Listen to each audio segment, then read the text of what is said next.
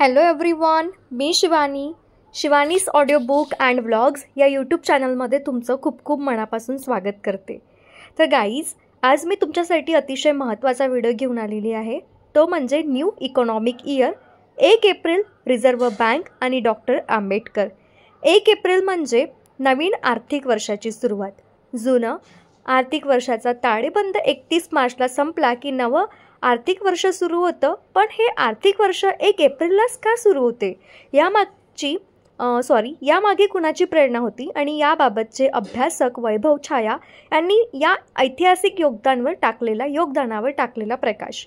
आज आपण रिझर्व्ह बँकेच्या अस्तित्वाला अनुभवतो, सुरक्षिततेची भावना अनुभवतो. पण जेव्हा देश स्वतंत्रही झाला नव्हता तेव्हा डॉक्टर बाबासाहेब आंबेडकरांनी आपल्या शोधनिबंधात भारतात रिझर्व्ह बँकची कल्पना केली होती.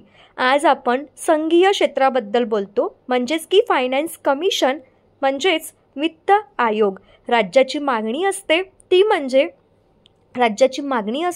ती म्हणजे इतके पैसे कोण देईल, इतके पैसे कोण घेईल, कोणते राज्य कोणत्या क्रमाने चालेल. देश स्वतंत्र होण्यापूर्वी डॉक्टर बाबासाहेब आंबेडकरांनी हे विचार मांडले होते. वित्त आयोगाची आणि संपत्तीची वाटणी केंद्र आणि राज्यामध्ये कशी असावी याचे सखोलपणे त्यांनी विचार मांडले होते. आणि त्याच विचाराच्या प्रकाशात आज वित्त आयोग, मग ती RBI असो, अशा अनेक संस्था आहेत. रिझर्व्ह बँक ही एक केंद्रीय बँकिंग संस्था आहे जी भारतीय चलनविषयक नियमावली आणि आर्थिक नीतीवर नियंत्रित ठेवते, तसेच भारत सरकारच्या उन्नती व विकास कामाच्या योजना ठरवते. भारतीय वित्त व्यवस्थेवर नियंत्रण तसेच महत्त्वाचे निर्णय घेते. रिझर्व्ह बँक 1 एप्रिल 1935 साली ब्रिटिश राजवटीत स्थापना झाली. 1935 साली स्थापन झालेल्या रिझर्व्ह बँक ऑफ इंडिया संकल्पनेत बाबासाहेबांच्या पुस्तकावर आधारित असलेल्या हिल्टन कमिशनच्या रिपोर्टचा आधार घेण्यात आला. रिझर्व्ह बँक ऑफ इंडिया हे संपूर्णपणे डॉक्टर बाबासाहेब आंबेडकरांच्या विचारांवर आहे आणि त्यांनी आखून दिलेल्या रूपरेषा आणि संकल्पनेवर सुरळीतपणे अव्याहत सुरू आहे. बाबासाहेबांनी प्रॉब्लेम ऑफ प्रूफीमध्ये दिलेले विवेचन इतकं जबरदस्त होतं की ब्रिटिश सरकारने वसाहतवादाच्या नावाखाली भारतातील परंपरागत व्यवसायाचं चालवलेलं शोषण जगासमोर उघडं पाडलं. तत्कालीन काँग्रेसने आंबेडकरांच्या या मांडणीला उचलून धरत ब्रिटिशांना ताणून धरलं. त्याचीच परिणिती लंडनहून एकूण प्रकरण तपासण्यासाठी रॉयल कमिशनच्या स्थापनेत झाली. 1935 साली महायुद्धानंतर ब्रिटिश राजवटीतील भारतीय अर्थव्यवस्था सुरळीत राहावी म्हणून रिझर्व्ह बँक ऑफ इंडियाने स्थापन करण्याचे ठरवले.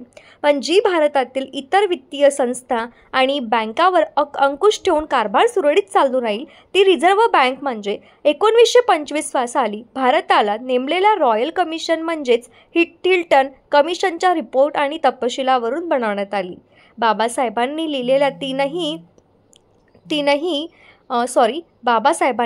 तीनही आर्थिक ग्रंथाचा उपयोग करून तसेच त्यांच्या संकल्पना आणि कामकाजाची पद्धत रिझर्व्ह बँकेच्या स्थापनेचा पाया ठरला. 1949 रोजी रिझर्व्ह बँक ही अधिकृत आणि संपूर्णपणे भारत सरकारच्या अंमलाखाली आली. एवढंच नव्हे तर 1935 मध्ये रिझर्व्ह बँकेची स्थापना झाली तेव्हा बाबासाहेब सक्रिय राजकारणात सहभागी होते. मोर्चे, आंदोलने, पक्षबांधणी अशी धावपळ सुरू होती. याच वर्षी डॉक्टर बाबासाहेब आंबेडकर विधी महाविद्यालयाचे प्राचार्य म्हणून नियुक्त झाले. याच वर्षी रमाई बाबासाहेबांना सोडून गेली. याच वर्षी बाबासाहेबांनी येवला नाशिक येथे मोठी सभा घेतली आणि मी हिंदू म्हणून मरणार नाही अशी प्रतिज्ञा घेतली. आणि याच कालावधीत बाबासाहेबांचा दस्तावेज ग्रंथ मात्र रिझर्व्ह बँकेचा पाया रचण्यासाठी वापरले जात होते. इतर देशात अर्थव्यवस्था ढासळत असताना बाबासाहेबांनी सुचवलेले मार्गदर्शक तत्त्वे आणि कार्यप्रणालीवर आज सुद्धा भारतीय रिझर्व्ह बँक आणि भारतीय अर्थव्यवस्था म्हणजेच की इंडियन इकॉनॉमिक डौलाने उभी आहे. भारतीय रिझर्व्ह बँकेच्या स्थापनेत जरी बाबासाहेब नसले तरी संकल्पना आणि रूपरेषा बाबासाहेबांनी दिलेली आहे. ही विकिपीडिया या सोशल साईटने दिली आहे, परंतु बँकेच्या अधिकृत वेबसाईटवर ही माहिती कुठेही नाही. ही शोकांतिका आहे. आज याच द प्रॉब्लेम ऑफ रुपी या महान ग्रंथाला 100 वर्ष पूर्ण होत आहे. त्यानिमित्ताने आपण सर्वांना खूप नंदनीय शुभेच्छा. हे वर्ष बाबासाहेब एक महान इकॉनॉमिस्ट म्हणून साजरं करूयात. हेच खरं अभिवादन असेल. आपण लवकरच साजरा करूयात. Thank you so much everyone. जर तुम्हाला ही माहिती खरंच खूप व्हॅल्युबल वाटली असेल तर व्हिडिओला लाईक करा, शेअर करा आणि यस, फॅमिली आणि फ्रेंड्सला शेअर कराल तर विसरू नका. नवीन असाल तर चॅनलला सबस्क्राईब करायचंच आहे बरं का. धन्यवाद. भेटू आपण अशाच पुढच्या व्हिडिओमध्ये.